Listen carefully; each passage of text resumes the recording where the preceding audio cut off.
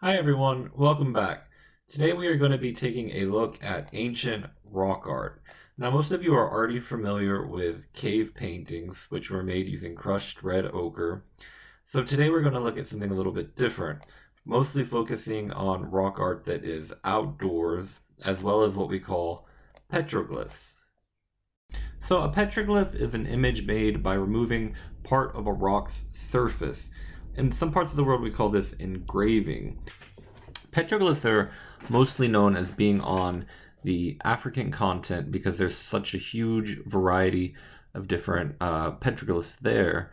One of the reasons they've survived there is, modernity in the West and Asia have destroyed a lot of ancient artifacts, whereas in these remote areas in Africa and South America, they tend to still exist. And you can see some beautiful examples of local wildlife, ancient rituals, very simplified people.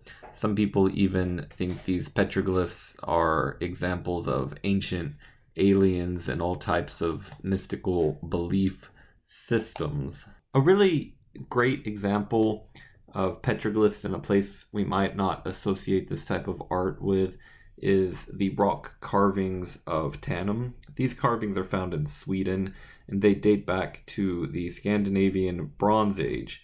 In total, there are about 600 panels of carved rock over about 126 acres of land. They depict what life was like for the ancient people, boats, axes, animals, battles, all the things you would associate with an ancient Nordic culture. We even see some humorous panels, some snakes. You'll notice most of the men are depicted nude, much like in Greek art. A really great example here in North America is what we call newspaper rock. This is in Utah. It was carved about 2,000 years ago by local Native Americans, and it's one of the best examples of petroglyphs in North America, and it's open to the public. Anybody can go see it. So if you're ever around Utah, I highly suggest checking it out. So what do you guys think of ancient petroglyphs? I know some of it looks like ancient graffiti to me.